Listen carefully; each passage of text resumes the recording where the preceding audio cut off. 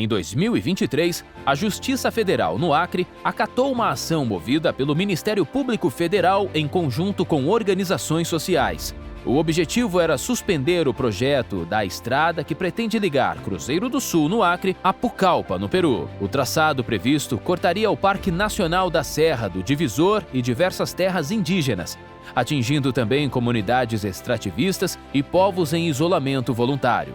A Justiça reconheceu que não houve consulta prévia, livre e informada, como determina a Convenção 169 da OIT, e que os estudos de impacto não dimensionaram os riscos para a floresta e para seus povos. A princípio, o cenário atual é que nós temos uma sentença que reconhece que as comunidades indígenas não participaram desse processo. Isso é uma bandeira que as associações e o MPF lutam muito para que seja feita uma consulta, que a gente chama de consulta livre, prévia e informada, às comunidades indígenas, para que elas decidam o que faz sentido dentro dos seus próprios territórios.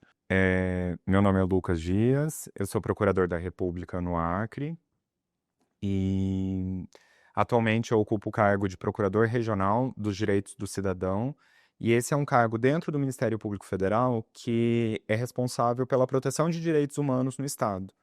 E assim que eu me mudei para o Acre, eu vi a notícia no jornal de que estava em tratativas a construção de uma estrada que ligaria Cruzeiro do Sul a Pucallpa, no Peru. E por conhecer um pouco da geografia do estado do Acre e da história, eu percebi, numa olhada rápida pelo Google, que esse trajeto pretendido pela construção da estrada passaria por cima de algumas comunidades indígenas, pelo território indígena dessas comunidades. Então, eu fiz uma representação no Ministério Público Federal para a unidade do MPF em Cruzeiro do Sul, para que o colega em Cruzeiro do Sul, que estava mais próximo dos fatos, investigasse esse caso e verificasse se existia licenciamento ambiental válido e se houve participação efetiva das comunidades indígenas nesse processo de autorização da estrada. Então, o Ministério Público Federal em Cruzeiro do Sul instaurou um procedimento a partir da representação que eu encaminhei, e por um tempo esse procedimento dentro do MPF constatou que foi publicado um edital pelo DENIT, no valor de R$6 milhões, para contratar uma empresa que faria estudos sobre a viabilidade da construção dessa estrada ou não. Mas é o tipo de contratação que a gente chama de totalmente inútil, porque a legislação já proibia a construção de uma estrada numa unidade de conservação de proteção integral, que é o Parque Nacional da Serra do Divisor, e justamente por passar pelas terras indígenas da região. Então, as comunidades indígenas, a OPING e outras associações de coletivos indígenas ajuizaram uma ação civil pública na Justiça Federal do Acre para impedir a construção dessa estrada e mais, na verdade, para impedir, inclusive, a contratação dessa empresa, para suspender o pagamento de R$6 milhões. Essa ação foi ajuizada na metade de dezembro, então próximo do recesso do Judiciário. A Justiça Federal acatou o parecer do Ministério Público Federal e os pedidos da UPIRJ para suspender a contratação dessa empresa. Mas durante o recesso do Judiciário, o DENIT conseguiu suspender essa decisão no Tribunal Regional Federal da Primeira Região, em Brasília, e foi autorizado, portanto, o pagamento desses R$6 milhões para a empresa. Então, sou Francisco Pianco, sou do povo Axaninca, sou uma das lideranças dessa atualidade do povo Axaninca, estou como coordenador da UPIRJ, que é a Organização dos Povos Indígenas do Rio Juruá. Tá. Então, se nós não tivéssemos já tido essas conquistas antes, os direitos que a gente conquistou através da nossa luta, muito difícil seria, a gente não tinha condições de impedir projetos como esse. Então nós estamos muito amparados por uma Constituição Federal que nos garante direito e nós cuidamos desses direitos nossos e trabalhamos muito para que esses direitos sejam respeitados. Se não tiver de acordo com as leis do país, é violação de direitos. Então nós estamos muito firmes, andando, seguindo de acordo com o que estabelece a lei brasileira. Então, nós não estamos criando nenhum problema contra a nenhum tipo de progresso. Como eles dizem, que muitas vezes é o progresso que está vindo. Mas esse progresso não estão de acordo com, né, os direitos que a gente conquistou ao longo do tempo, que é o respeito, né, as diferenças, os interesses diferentes, os povos diferentes, a diversidade e a nossa região onde a gente está. Então, acho que as conquistas de antes serviram para a gente estar firme e, né, e protegido nesse momento. Então, acho que não é nós que estamos impedindo, é a própria legislação que garante a nós esse direito. E o que é interessante de pontuar é que nesse processo, todos os técnicos do IBAMA, do ICMBio e da própria FUNAI afirmavam a inviabilidade da construção dessa estrada. Então, se não seria possível construir uma estrada, muito menos possível seria de contratar uma empresa para fazer esses estudos de viabilidade. Ao final desse processo, que foi um processo bem... Judicialmente, ele foi bem polêmico, porque, em primeiro lugar, a Justiça Federal de Rio Branco mandou esse processo para Cruzeiro do Sul. Eu recorri dessa decisão por entender que o juiz da capital seria competente para decidir essa questão. E, justamente por estar mais afastado de Cruzeiro do Sul, não existiria algum tipo de constrangimento para que a Justiça Federal decidisse sobre isso. Porque, evidentemente, as pessoas que estão mais próximas de Cruzeiro do Sul são mais favoráveis à construção da estrada porque é um município que, de fato, é isolado. Mas não é com a construção de uma estrada dentro de uma unidade de preservação integral que a gente vai resolver esse problema do afastamento de Cruzeiro do Sul. Existem outras alternativas possíveis. Então, o tribunal deu provimento ao agravo do Ministério Público Federal e determinou que esse processo, de fato, fosse julgado em Rio Branco. E, em 2023, houve uma sentença de procedência determinando a suspensão dessa contratação e a devolução desse valor aos cofres públicos. O direito à consulta também já é uma conquista nossa, né, ao longo da nossa história. A gente lutou sempre para que a gente pudesse ser respeitado, né? E eu acho que a 169 é uma conquista nossa, então tem que se aplicar, porque o Brasil ele não pode ir contra uma lei que ele tem uma responsabilidade. Então, acho que são coisas que a conquista diante, a luta nossa, esses marcos legais, esses acordos, né, firmados, é o que está respaldando quem está lutando. Em nenhum momento a nossa luta está contradizendo os direitos e as leis que tem no país, tanto nacional como as leis internacionais, os acordos internacionais. Então, acho que nós estamos muito bem preparados, inclusive, consciente de que essa luta nossa não é inventada aqui na nossa região. A gente reivindica os nossos direitos e o Estado tem que cumprir com o papel que é dele. É muito importante a atuação de coletivos e de associações, como a UPIRJ fez nesse caso, primeiro porque tira do Estado, inclusive do Ministério Público Federal, a exclusividade na tomada de decisões. Então, o que a UPIRJ constatou é que houve uma demora do Ministério Público Federal em dar uma resposta sobre um problema urgente. Então, o que a UPIRJ fez, que foi uma das primeiras ações civis públicas do Acre ajuizadas por uma associação. Então, a UPIRJ conseguiu acelerar esse processo de tomada de decisão pela urgência e, inclusive, pela própria inércia do Ministério Público Federal em Cruzeiro do Sul. Então, foi muito importante que levasse esse caso para a justiça logo e, ao final, teve uma sentença de procedência, assim, que é uma vitória muito importante para o Estado do Acre, para as comunidades indígenas, para o Poder Judiciário e para o Ministério Público Federal. 2 estudos técnicos ajudam a compreender a dimensão do impacto de uma possível estrada cortando a Serra do Divisor. O primeiro, desenvolvido na Universidade Federal do Acre, mostra que o traçado atravessaria diretamente o Parque Nacional, dividindo a área em 2 partes e comprometendo a conectividade da floresta. O trabalho ressalta que a Serra do Divisor é uma das regiões mais biodiversas do Acre, com espécies únicas e serviços ambientais essenciais. E alerta que uma rodovia nesse local contrariaria os objetivos da unidade de conservação. O segundo estudo, realizado pela CSF Brasil, analisou os custos e benefícios da obra, tanto no Brasil quanto no Peru. A conclusão foi clara: a estrada não é economicamente viável. Os custos de construção e manutenção superariam em muito os benefícios esperados. A pesquisa estimou prejuízos sociais de mais de R$ 1 bilhão, além de prever o desmatamento de 24 mil hectares de floresta apenas no lado peruano. Aumento exponencial das emissões de carbono e riscos para povos indígenas, incluindo comunidades em isolamento voluntário. Quando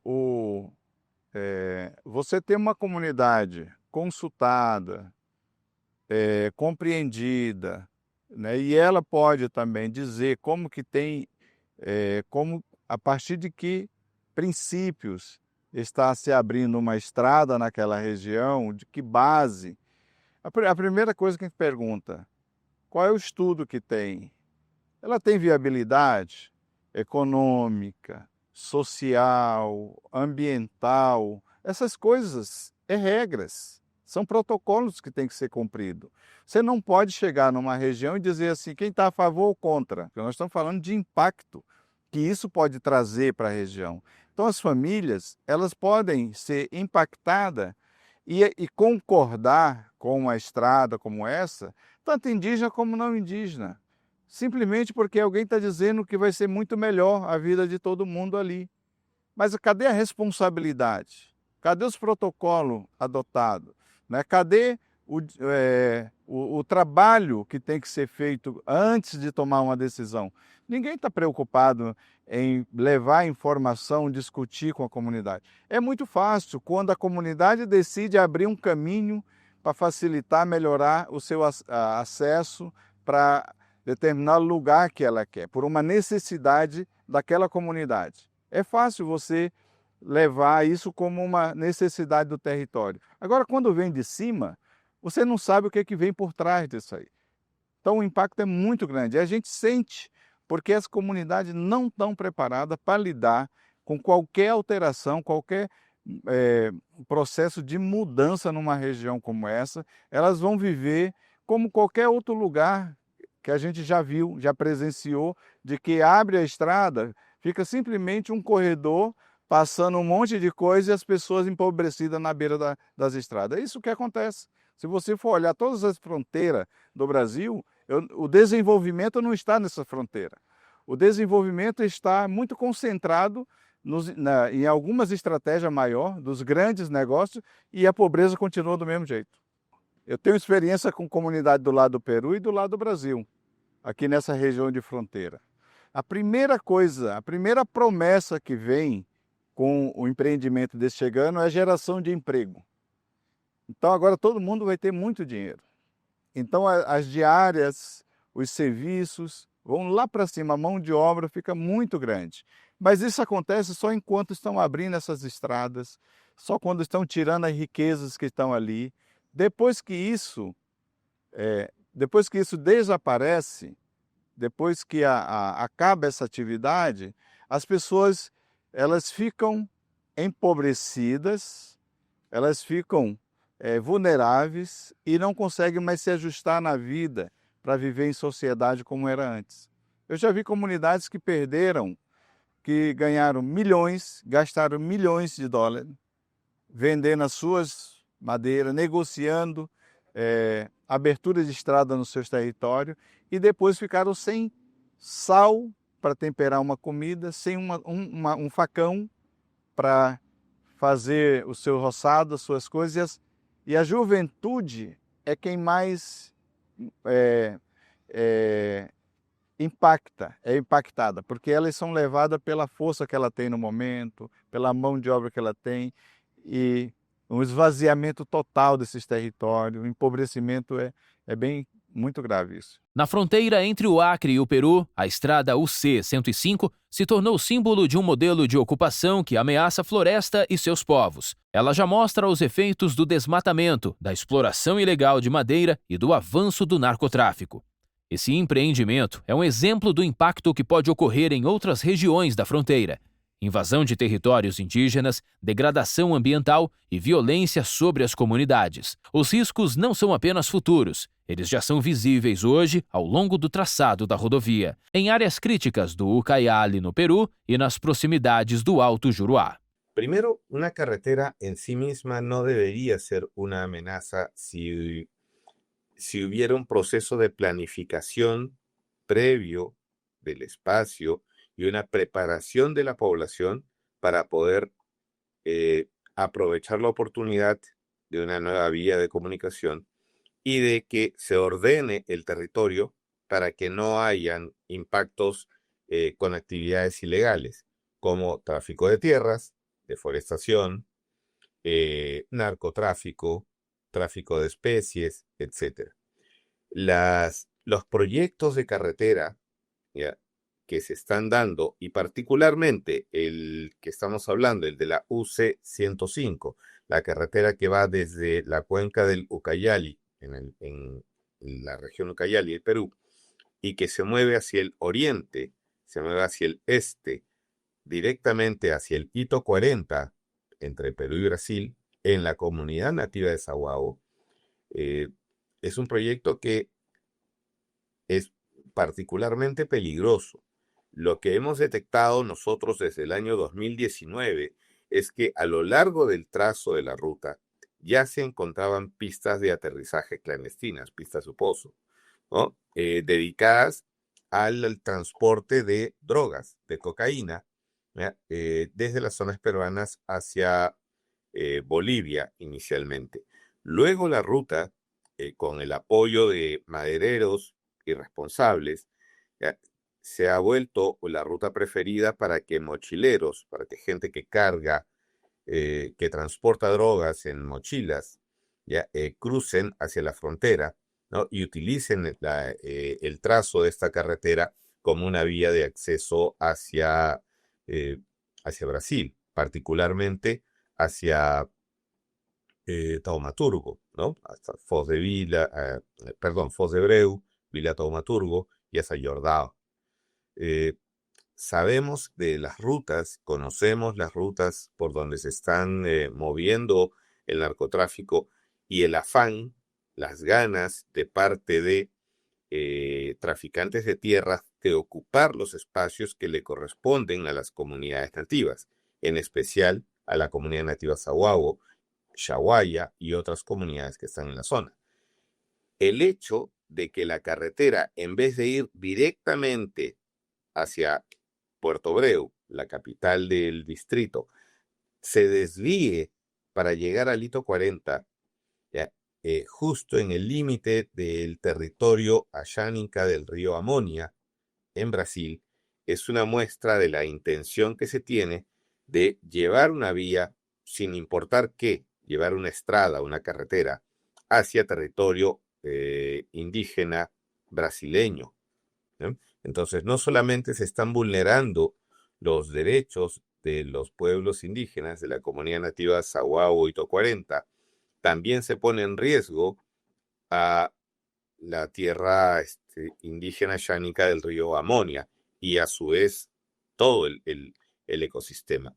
Nosotros calculamos el año 2019, hace ya casi 5 años, que la deforestación que podría causar esta carretera, esta estrada, podría llegar fácilmente a las 300.000 hectáreas, un territorio enorme, gigante, ¿ya? Y los impactos serían para bosques de producción permanente, que son bosques del Estado peruano, para comunidades nativas como Sahuavo Hito 40, como la población ayánica en Apiucha, Brasil, Sahueto, una comunidad que es famosa, tristemente, por el asesinato de sus líderes, ya por parte de madereros ilegales, y otras comunidades que están en la parte más al oeste de la carretera, más cercanas a Ucayali, pero que están sirviendo como espacio para el crecimiento de actividades ilegales,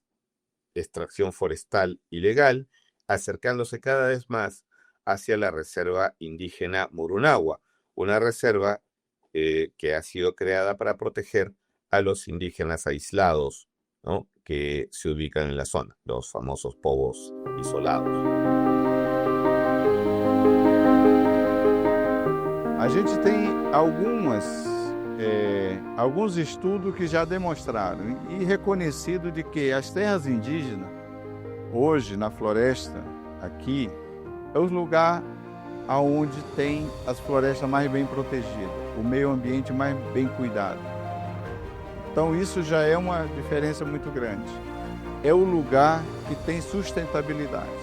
Então os conhecimentos tradicionais traz um valor, né, que está alinhado com a política global. O mundo inteiro está falando disso. Então, em nenhum momento a gente vê nós como um atraso. Talvez nós estamos num nível muito avançado, contrariando muitos interesses que são de destruir isso. Então, os territórios indígenas, eles estão numa posição hoje de que tem um reconhecimento global e é preciso que esse reconhecimento global da importância que a gente tem venha para o local também. O local está num conflito muito grande com a gente, porque eles estão dizendo que a gente não produz nada, estão dizendo que a gente está atrapalhando, que a gente não tem, que a gente não está interessado em desenvolvimento. Pelo contrário, o desenvolvimento que está chegando aqui, ele está contradizendo o que o mundo inteiro está falando, de que o caminho está errado, a gente precisa mudar a estratégia.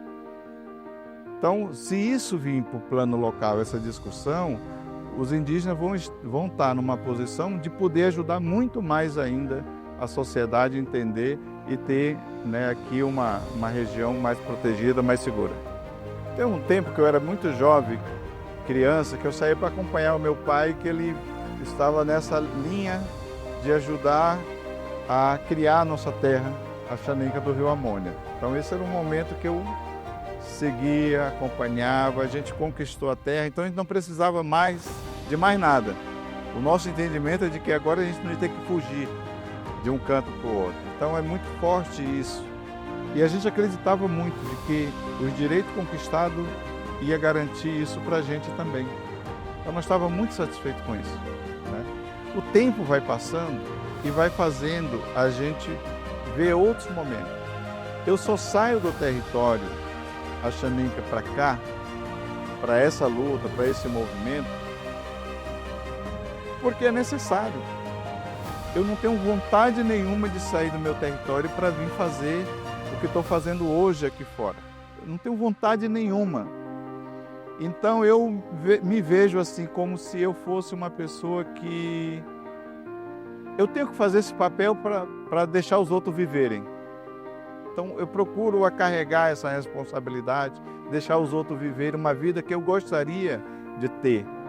Muitas vezes eu fico sem tempo para pescar, para caçar, para viver o roçado. Eu gosto muito disso, vivi isso muito tempo, mas hoje eu fico meio assim, eu quero que o meu povo faça isso, vou estender o máximo, né, de tempo para que eles vivam isso, ensine os seus filhos a viver isso, coisa que eu não estou conseguindo mais fazer. Então eu me sinto assim meio que sou uma pessoa que eu tenho tanta clareza do meu papel hoje, né, tenho tanta consciência de que eu não reclamo disso. Eu sinto comigo, mas eu não reclamo. Entendeu? Mas eu queria muito poder viver um mundo de que a gente não precisasse fazer o serviço que eu faço. Que a gente vivesse bem no território, ali, a vida plena, com a família, com nossos costumes, as tradições, e a gente poder dormir e acordar sem ter que acordar cedo para ir enfrentar essas coisas que estão acontecendo no mundo contra nós.